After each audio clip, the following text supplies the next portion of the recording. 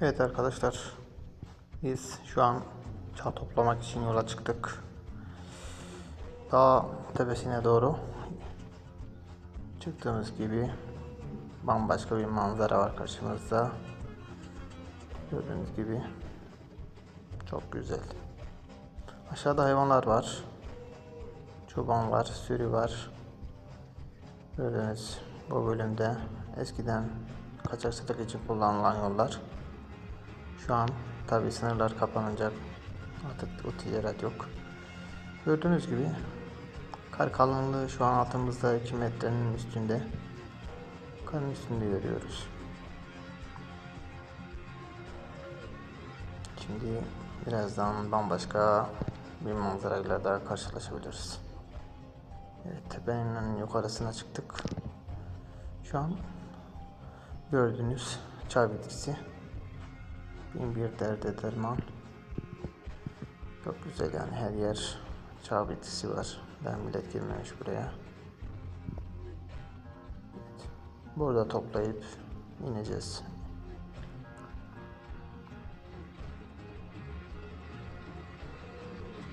Şu karşıda gördüğünüz dumanlı bölge Yüksekoğlu merkezi.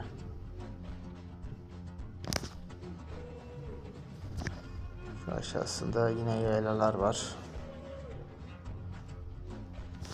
Şimdi dönüş için yola çıktık. Aşağı doğru iniyoruz. Allah'ın izniyle kazasız belasız. Bakalım inerken neler bekleyecek bizi. Gördüğünüz gibi kar suları, bir tarafta karlar eriyor. Bir tarafta çimenler yükseliyor. Şu an arkadaşlarımızla iniyoruz.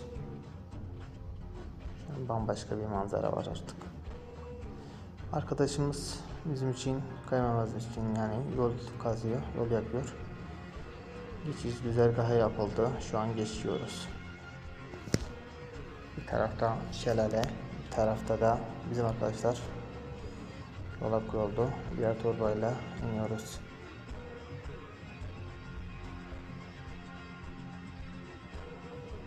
Evet arkadaşlar, gördüğünüz manzara bambaşka.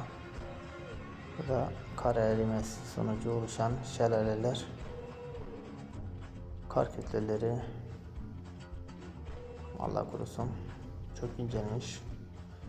Şu an dinlenmek için aşağı indik. Birazdan çayımızı, yemeğimizi yiyip yola koyulacağız Allah'ın izniyle.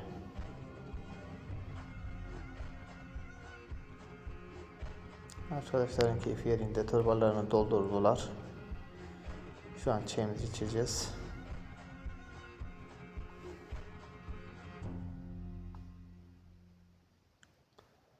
Dönüş için hazırlıklarımızı yapıyoruz.